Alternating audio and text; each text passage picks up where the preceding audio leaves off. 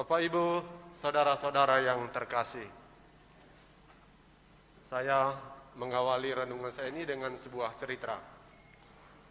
Suatu kali Romo muda pergi mengunjungi sebuah keluarga yang lansia, opa oma.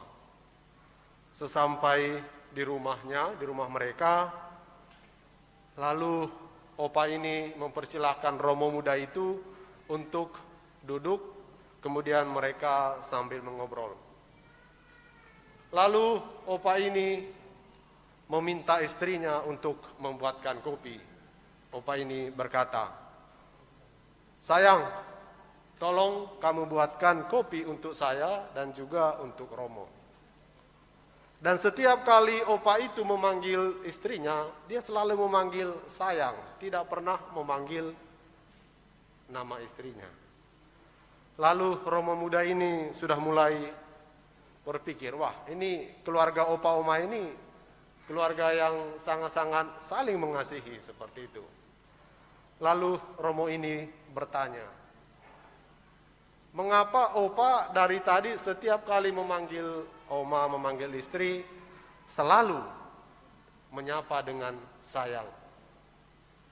Lalu opa ini menjawab, ya Romo, saya selalu menyapa dengan sebutan sayang karena saya sudah lupa nama istri saya.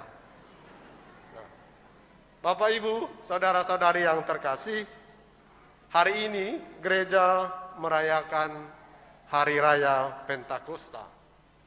Hari Raya turunnya Roh Kudus kepada para rasul dan juga kepada kita semua. Hari Raya Roh Kudus ataupun Pentakosta boleh kita maknai merupakan Roh Kudus ini merupakan karunia yang diberikan oleh Allah Bapa dan juga Allah Putra kepada kita. Kita pasti masih ingat ketika Yesus berjanji, ketika Yesus hendak naik ke surga, Yesus menjanjikan akan memberikan Roh Penolong, dan janji itu ditepati oleh Yesus. Dan karena itu, Bapak, Ibu, saudara-saudari yang terkasih, dalam refleksi saya, bacaan-bacaan hari ini hendak menegaskan akan identitas kita sebagai orang Kristiani. Identitas kita sebagai murid-murid Kristus yang percaya kepada Allah. Dan salah satu hal yang paling mendasar dari identitas kita sebagai orang Kristiani, yakni mengasihi Allah dan menuruti perintahnya. Di dalam bacaan Injil tadi, Yesus dengan jelas mengatakan, "Jika kamu mengasihi aku, tentu kamu akan menuruti perintahku." Ini yang menjadi identitas kita, yakni mengasihi Allah dan juga menuruti segala perintahnya. Mungkin kita bertanya, Tuhan, perintah yang mana? Perintah yang mana yang hendak kami lakukan, yang Engkau harapkan? Ya mungkin sepintas dalam pikiran kita berpikir, wah mungkin perintah 10 firman Allah. Atau juga perintah akan saling mengasihi sebagaimana kita mengasihi diri kita sendiri. Nah, tetapi Bapak, Ibu, saudara-saudari yang terkasih, perintah yang dimaksudkan oleh Yesus dalam bacaan hari ini berdasarkan renungan saya, yakni sebagaimana dikatakan oleh Rasul Paulus kepada jemaat di Roma, supaya kita tidak hidup menurut daging, tetapi hidup menurut Roh.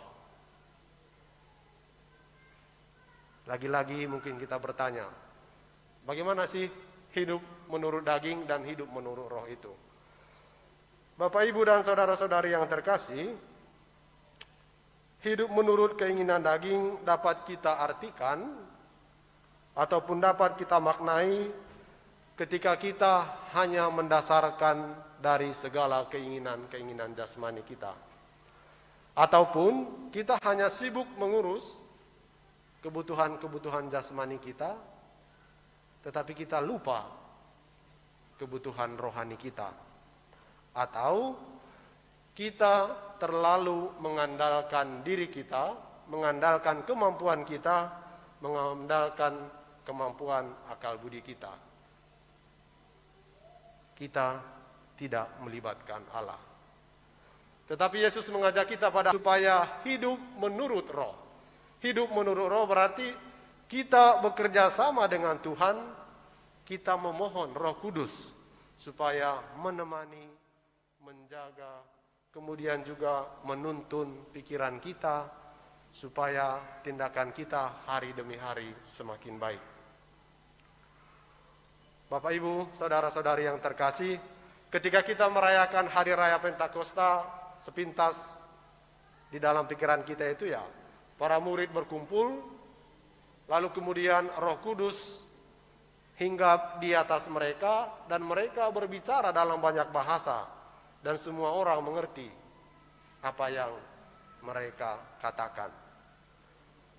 Dan peristiwa Pentakosta ini bagi para murid sendiri memberikan keyakinan kepada mereka bahwa Allah senantiasa menjaga dan hadir di dalam hidup mereka. Bagaimana dengan kita? Hal yang sama diharapkan oleh Yesus, supaya kita juga bersaksi melalui tindakan-tindakan kita, bersaksi melalui perkataan kita, perkataan-perkataan yang baik, melalui tutur kata kita yang baik, yang membuat orang ya bergembira, bersukacita. Ya, itulah tandanya bahwa kita juga ikut turut bersaksi. Dengan setia pada panggilan hidup kita masing-masing, berkeluarga, atau sebagai anak, sebagai orang muda, atau seperti kami, hidup di biara, itu menjadi bukti nyata bahwa kita juga sudah mengasihi Allah dan juga menuruti segala perintahnya. Karena itu, mari kita mohonkan Allah Roh Kudus untuk menemani perjalanan hidup kita, supaya Allah Roh Kudus ini yang menjaga dan juga menuntun arah hidup kita, supaya kita menjadi murid Kristus yang sejati, murid Kristus yang selalu memancarkan kebaikan dan damai sejahtera bagi orang-orang yang kita jumpai. Semoga Tuhan memberkati kita.